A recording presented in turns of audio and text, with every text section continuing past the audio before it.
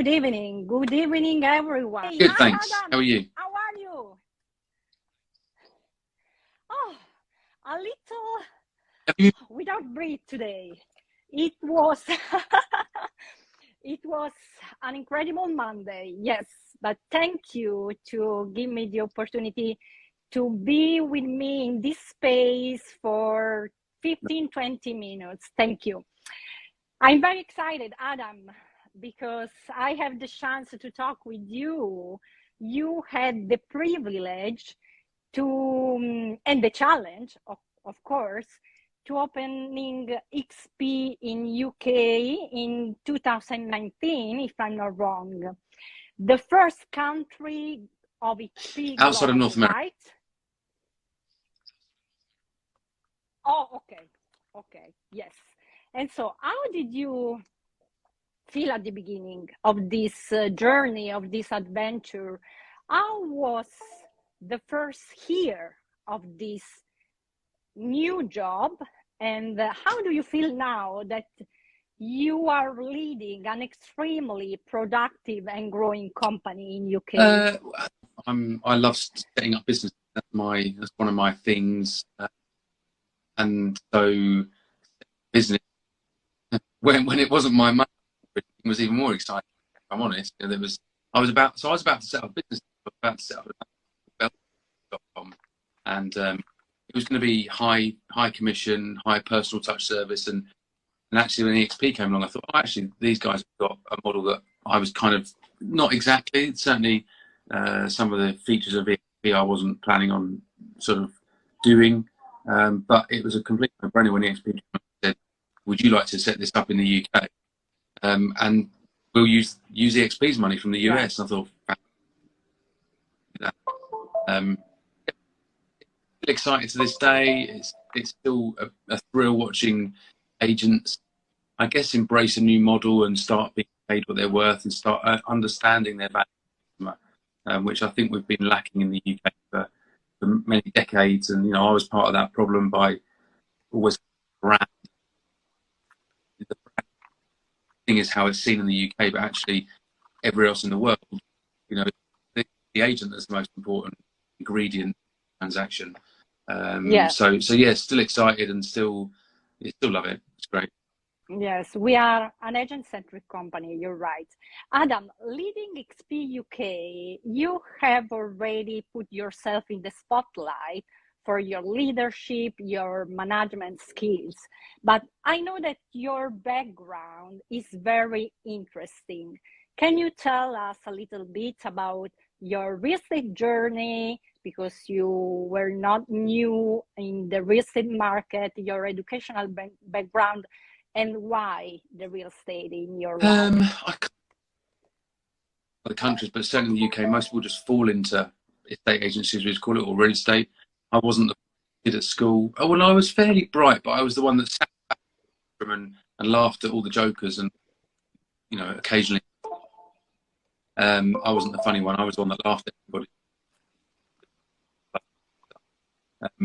I always was entrepreneurial. I had my 13. I used to wash lawns and soda. Brand probably wasn't supposed to, but school and cans of drink. School. I was always of that mindset, working hard entrepreneurially. So I got into estate agency in 1997. Pretty much, I did a year out, not knowing what I was going to do. I took a temporary job, and I didn't want to go to university. Definitely not. It was, I was work and I went to earn money basically. And I thought that my whole ethos has been, if I work harder than the next person, I'll probably get further than them, regardless of how clever they are. And that was always my ethos. But that's right or wrong, I don't know. It worked for me. And that hard work, paid off. I started in 1997, just a small branch in Hitchin, which is the centre of the universe, as you'll know.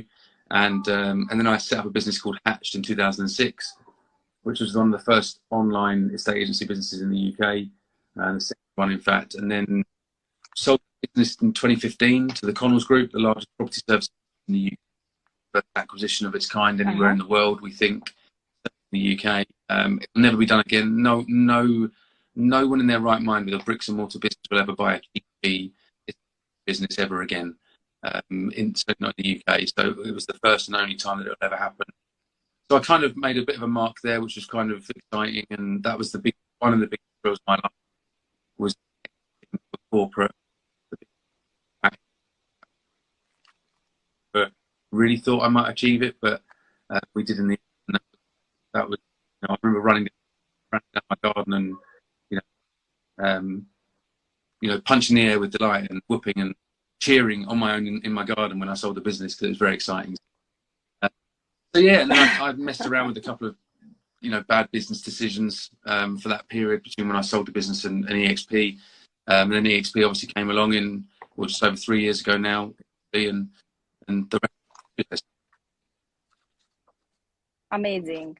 And what are you teaching to your kids to bite the life as you what do I teach my kids?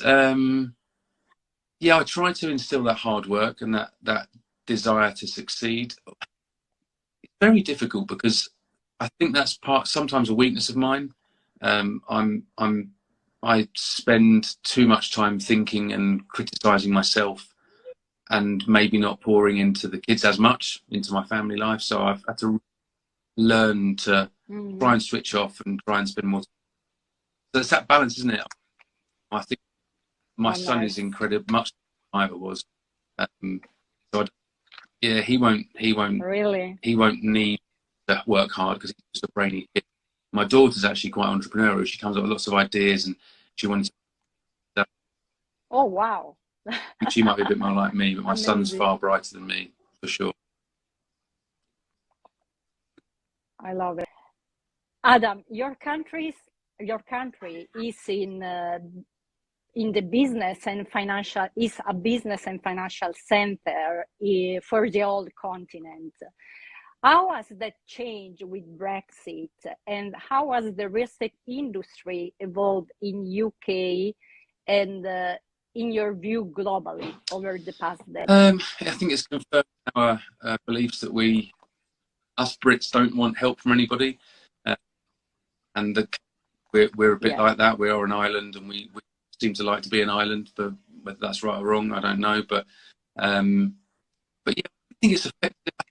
Had COVID not come along, it may well have affected it more greatly. But because COVID came along, the government allowed estate agents to carry on operating.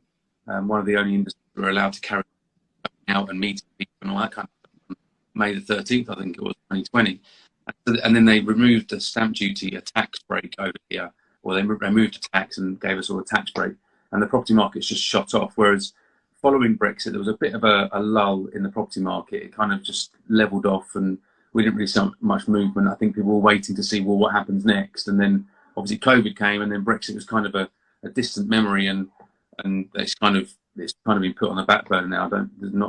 It's still talked about in the media, but I don't think anyone thinks of it as a bad thing or a good thing either way, particularly when it comes to the housing market.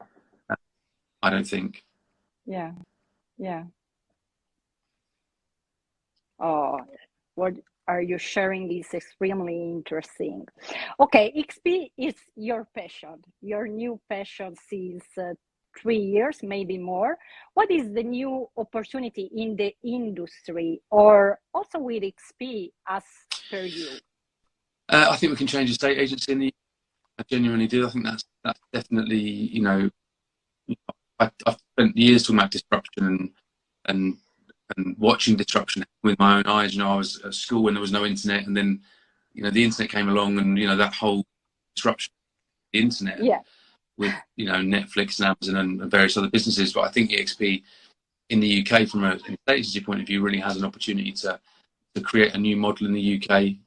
Yes, we still, we don't have any buyer representation here in the UK. I think that's something that we can develop, and I think it has to come from the likes of EXP. It's not going to happen with the traditional models. The traditional agents aren't going to develop a buyer representation model, but the likes of EXP can, and I'm sure we will. We will sort of evolve that. we've started off with the basics, the traditional model of selling side only, seller fees, but we are evolving that. And as you know, we're always talking about how can we really change the industry here so that everyone wins. You know, we want the corporation to win, the agent to win, and the customer to win. Ultimately, it has to be a win-win-win situation all round. And that's the problem with UK estate agency in the moment, is that not all three parties win all of the time. There's normally only one, maybe two parties of those three that win. And you have to have a model where the corporation wins, the agent wins, and the customer wins. And that's what we're, you know, working on developing, and we'll continue to do so over the next, you know, months and years. Right.